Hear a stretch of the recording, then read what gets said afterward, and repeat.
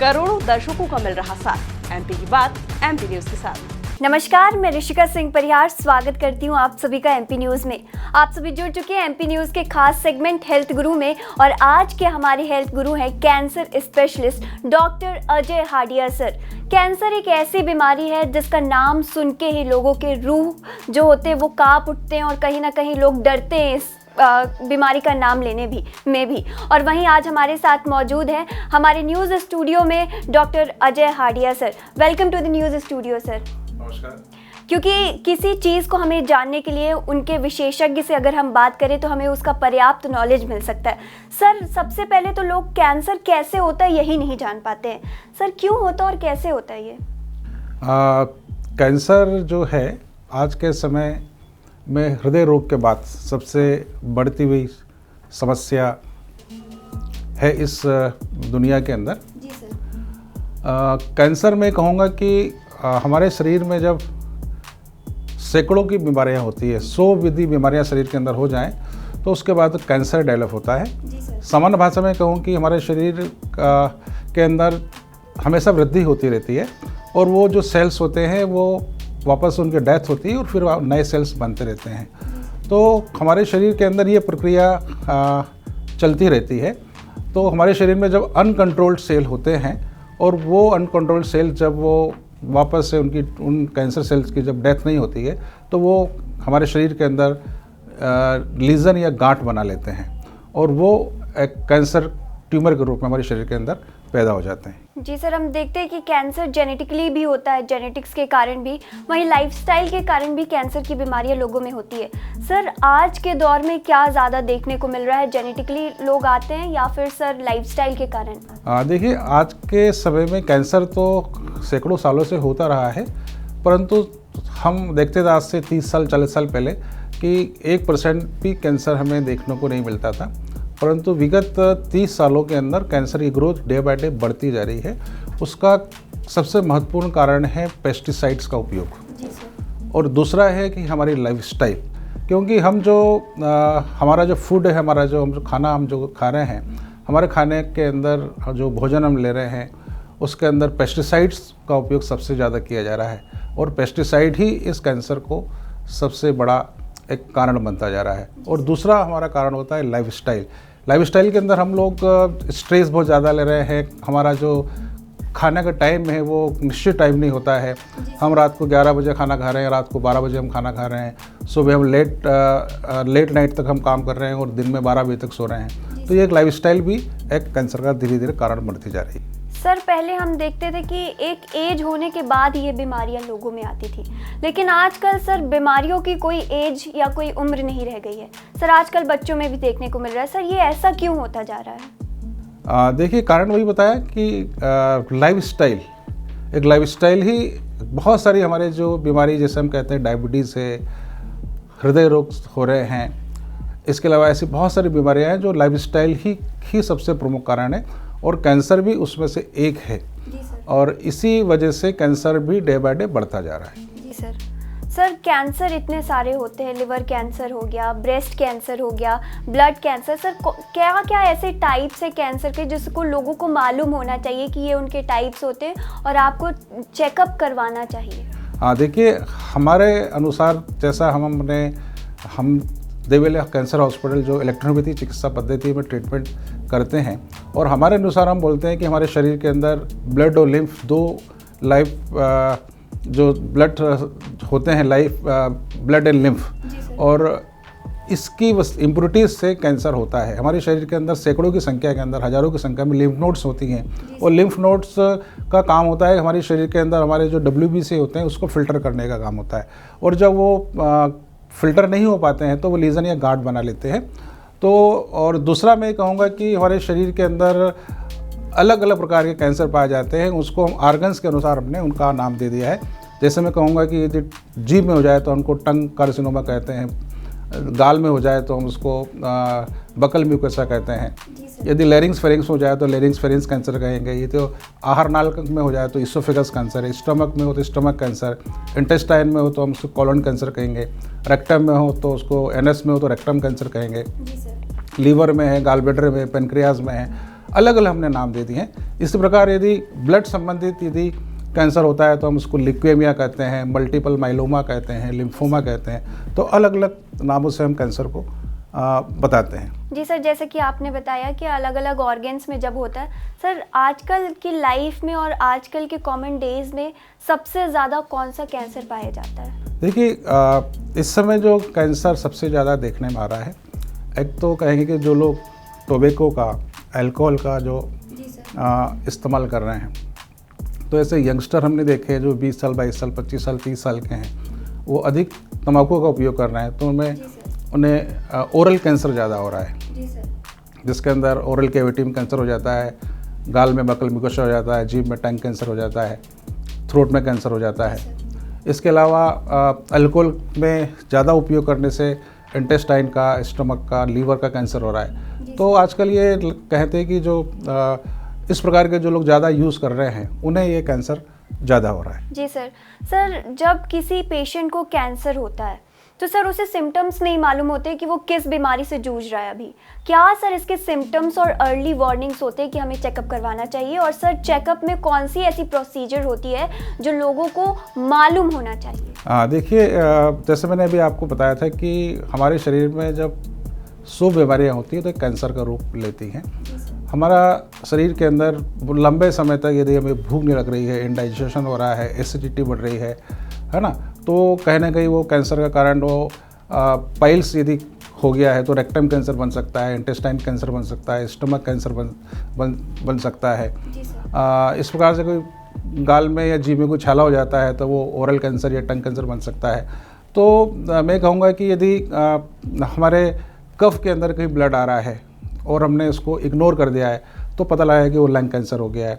कई बार हम समझते हैं कि हम मोशन के लिए जाते हैं और हमें पाइल्स हो गया है और वहाँ से हमको एनएस के थ्रू हमको ब्लड आ रहा है तो हम समझते हैं ये पाइल्स है, परंतु कई बार वो रेक्टम कैंसर हो जाता है। तो ऐसे हमें सिम्टम्स मिलते हैं और हम कई बार उन सिम्टम्स को इग्नोर कर देते हैं और इस कारण से वो पता लगता है कि बाद में कैंसर है। ऐसे बहुत सारी जो फीमेल्स हैं, लेडीज़ हैं, जिन्हें ब्रेस्ट के अंदर छोटा सा एक गांठ बन जाती है, पता लगता है कि वो बाद में जाके वो ब्रेस्ट कैंसर बन रहा है।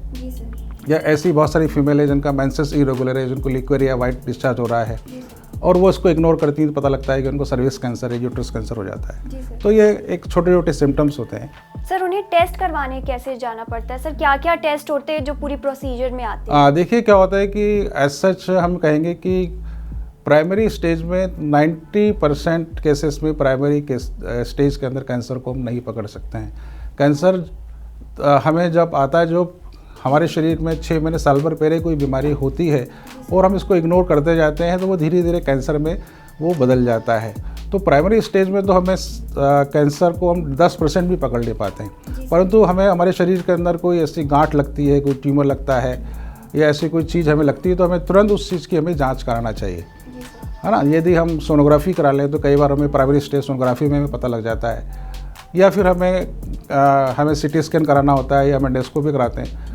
तो यही एक रिपोर्ट्स होती हैं जिसके द्वारा हम कैंसर को पता लगा सकते हैं। जी सर, जब कैंसर होता है तो लोगों को सर सर्जरी करवाना है, कीमियोथेरेपी करवाना है, सर ये कैसे पता चलता है कि ये वाला ट्रीटमेंट ही नहीं ज़रूरी है?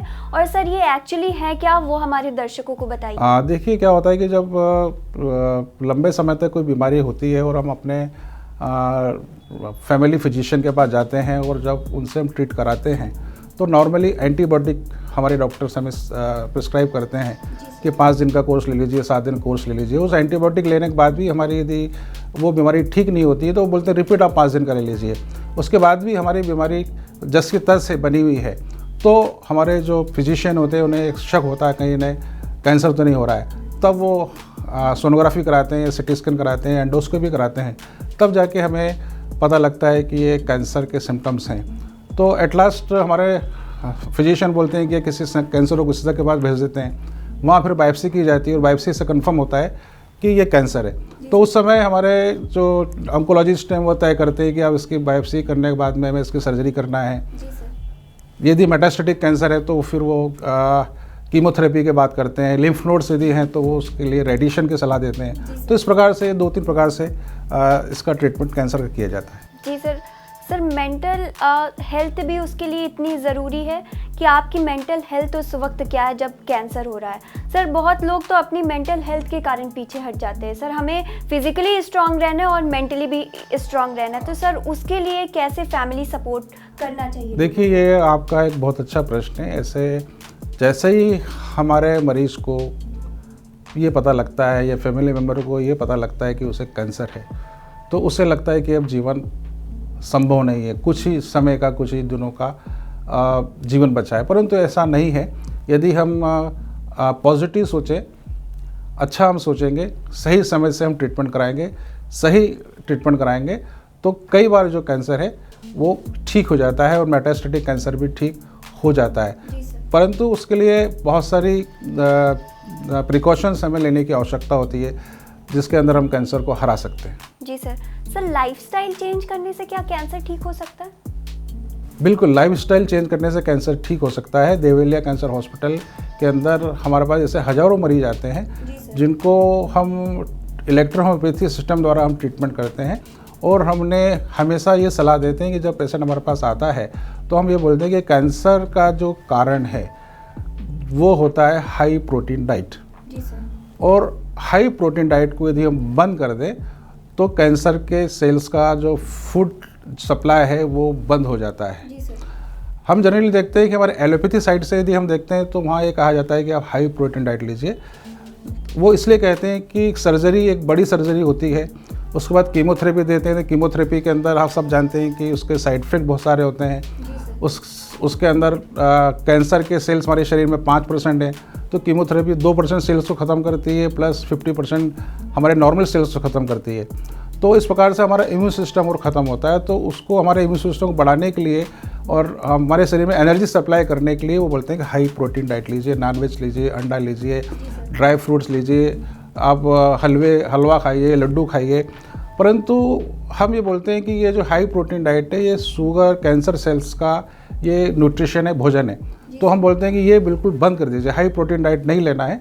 अपने खाने में आप गेहूँ बंद कर दीजिए, ग्लूटेन फ्री डाइट आप लीजिए, आप मिलेट लें, ज्वार, बाजरा, रागी, कोदो, मुझे अमोर्धन आता है, हम फल फ्रूट लें, जूस लें, सूप लें, ये हम सब लेंगे तो हम कैंसर से बच सकते हैं। और हमारे पास ऐसे हज़ारों मरीज़ हैं जिनका हमने ट्रीटमेंट किया है इलेक्ट्रोपैथी से, और उनमें से सैकड़ों मरीज़ हैं जो मेटास्टेटिक के क्योर्ड हुए हैं और उन्होंने अपनी डाइट को चेंज कर दिया है और वो पूर्ण रूप से स्वस्थ हैं और ठीक है। सर ये प्रोसेस होती क्या है, इलेक्ट्रो होम्योपैथी प्रोसेस? देखिए, इलेक्ट्रोहोम्योपैथी सिस्टम मेडिसिन ये 5वीं चिकित्सा पद्धति है। जैसे हम कहते हैं कि एलोपैथी है, आयुर्वेद है, होम्योपैथी, यूनानी है, वैसे ही इलेक्ट्रोहोम्योपैथी सिस्टम मेडिसिन है। ये चिकित्सा विधा के अंदर केवल 115 प्लांट्स का एक्सट्रैक्ट निकालकर मेडिसिन तैयार की जाती है। इलेक्ट्रो मीन्स एनर्जी, प्लांट्स जो अपने नेचर से सनरेज की उपस्थिति में अपना जो भोजन लेते हैं उसकी हम स्पेजरिक कोएबेशन मेथड से प्लांट्स का फर्मेंटेशन करके उसका डिस्टिलेशन करके हम मेडिसिन तैयार करते हैं और प्लांट्स के अंदर के अल्कलॉइड्स और केमिकल को निकाल देते हैं। उसमें केवल एनर्जी होती है और एनर्जी ही इलेक्ट्रो शब्द को बताता है। और होम्यो मीन्स ब्लड और लिम्फ को यदि हम प्यूरिफाई कर देंगे, सामान लेके आ जाएंगे तो हम उसको ठीक कर सकते हैं। तो इलेक्ट्रो होम्योपैथी द्वारा हर प्रकार के कैंसर को ठीक करने की क्षमता है।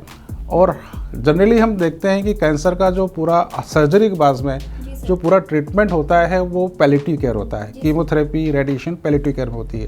तो देवलिया हॉस्पिटल में हम कैंसर के पेशेंट का पैलिएटिव ट्रीटमेंट भी करते हैं। साथ में यदि हम फूड डाइट हम चेंज कर देते हैं तो क्यूरेटिव ट्रीटमेंट भी हमारे यहाँ किया जाता है। सर ज़्यादा असरदार कौन सी प्रोसेस होती है?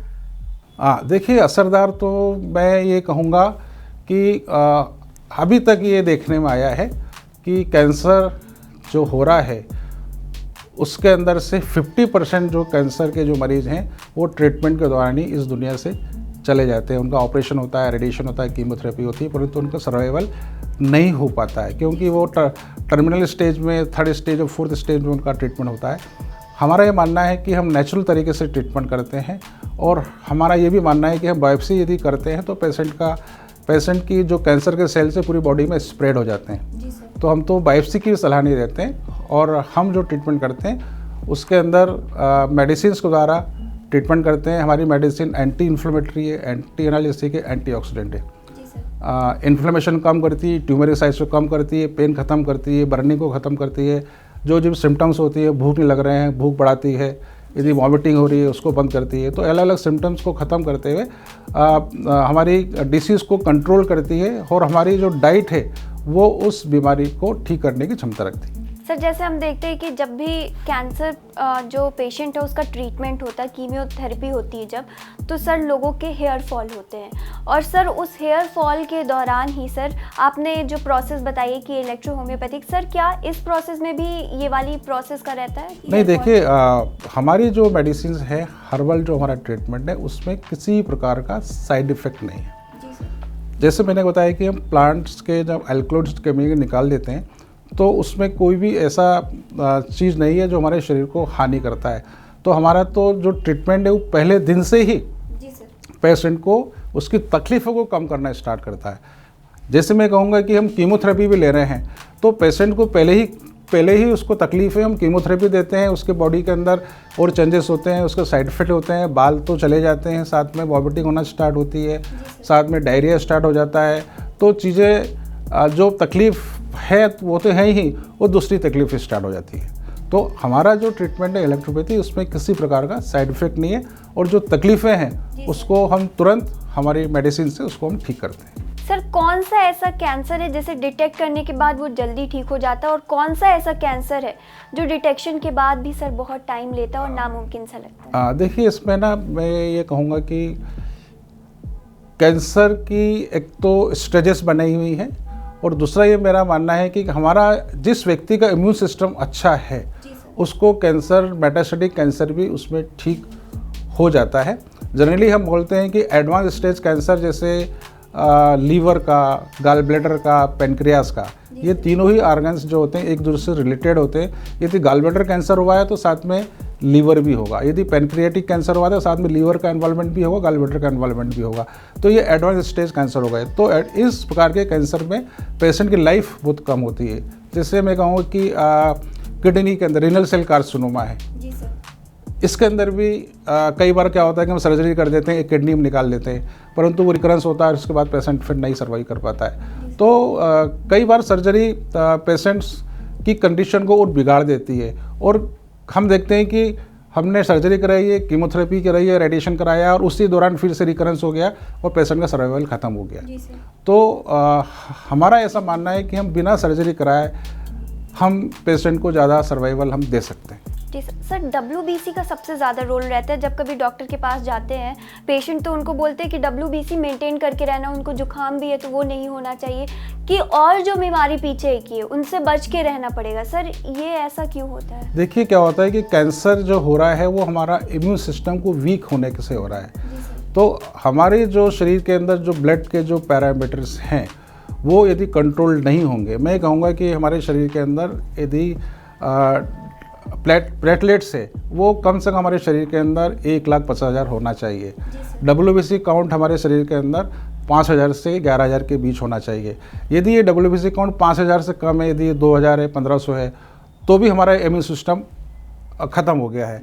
और WBC यदि 40,000 और 50,000 में पहुँच जाती है तो भी हमारे लिए वो नुकसानदायक है। प्लेटलेट्स यदि हमारे शरीर के अंदर 80,000 है, 50,000 है, 1,00,000 से कम है तो भी हमें तकलीफ़ है। और यदि वो प्लेटलेट्स 6 लाख हो जाती हैं, 7 लाख हो जाती हैं तो भी हमें समस्याएं आती हैं। तो ये है कि हमारे शरीर के अंदर हमारा जो इम्यून सिस्टम है उसमें ब्लड के पैरामीटर्स हमेशा कंट्रोल होना चाहिए। WBC काउंट हमेशा नॉर्मल होना चाहिए। यदि नॉर्मल से कम है तो भी हमारा इम्यून सिस्टम ख़त्म हो रहा है, हमें बीमारियाँ आ रही हैं, इन्फेक्शन हमारा बढ़ रहा है। और WBC ज़्यादा बढ़ा हुआ है तो तकलीफ तो है ही। सर लोगों में आजकल क्या मिसकंसेप्शन है कैंसर को लेकर के? देखिए, मिसकंसेप्शन तो यही है कि कैंसर का नाम सुनते से ही हम घबरा जाते हैं। अब क्या होगा हमारा लाइफ, अब हमारे हम जिंदा रहेंगे नहीं रहेंगे। परंतु मेरा ये मानना है कि हर बीमारी को से लड़ा जा सकता है, हर बीमारी से बाहर आया जा सकता है और हम कुछ चीज़ों का प्रिकॉशंस कर लें। जैसे मैंने बताया, डाइट को हम यदि फॉलो कर लें और बीमारी से लड़ेंगे तो निश्चित है कि हम कैंसर से बाहर आ सकते हो। और हमारे पास तो ऐसे भी पेशेंट हैं जो 70 ईयर हो गए हैं या 75 ईयर के हो गए हैं, उन्होंने उस कैंसर को हरा दिया है। तो कैंसर को हर स्थिति में, हर उम्र में हराया जा सकता है। जी सर, सर जैसे कि बहुत सारी ऑर्गेनाइजेशन है, WHO हो गया सर, आजकल हम देखते हैं कि बच्चों के स्कूल में भी जाकर के कैंपेन्स कराए जाते हैं जिससे उनसे अवेयरनेस बढ़े। सर इसको लेकर, कैंसर को लेकर के क्या एक अवेयरनेस बच्चों में होनी चाहिए, और सर क्या वो टेस्ट है जो उनको दिमाग में याद होने चाहिए कि इस पे तो हमें ध्यान देना ही है? देखिए, अवेयरनेस की बात तो मैं यही कहूँगा कि हमारे जो फीमेल्स हैं, जो हमारी 17 साल 18 साल 20 साल की जो लड़कियां हैं जिनको मेंसेस 12 साल 13 साल 14 साल की उम्र से स्टार्ट होता है, तो मेंसेस उनका रेगुलर उनका होना चाहिए। इसके अलावा हम देखते हैं कि हमारी जो फीमेल्स होती हैं वो अधिक हार्मोनल टैबलेट का यूज़ करती है, तो उन्हें हार्मोनल टैबलेट को अपने मेंसेस को कम करने के लिए, ज़्यादा करने के लिए या उसको रोकने के लिए उन सब चीज़ों को हमें इस्तेमाल नहीं करना चाहिए। और यदि हम नहीं करेंगे तो निश्चित ही कि हम इस बीमारी से हम बच सकते हैं। और जैसा मैंने बताया कि ऐसे ही जो बीमारियां जो कैंसर को बढ़ा रही हैं उन्हें हमें नहीं यूज़ करना चाहिए, जैसे आपका अल्कोहल है, टोबैको है, ये जो स्मोकिंग है ना, ये, और पॉल्यूशन से हमें बचना चाहिए, लाइफस्टाइल भी ठीक करना चाहिए, तो हम कैंसर से बच सकते हैं। जी सर। फिज़िकली आप बीमारियों से ग्रसित हो सकते हैं लेकिन मेंटली नहीं होइए, उसका अवेयरनेस और उस इतना स्ट्रांग बनिए कि वो जितनी भी बीमारियां हैं आप उन्हें लड़ा करके और हरा दें उन्हें, क्योंकि जो एक्चुअल बीमारी होती है वो आपकी मानसिक बीमारी होती है। आपको जो कुछ भी डाउट हो वो आप हमारे कॉमेंट सेक्शन में पूछ सकते हैं, और भी ऐसी ताज़ा तरीन खबरों के लिए आप जुड़े रहिए MP न्यूज़ के साथ। नमस्कार। करोड़ों दर्शकों का मिल रहा साथ, MP की बात MP न्यूज के साथ।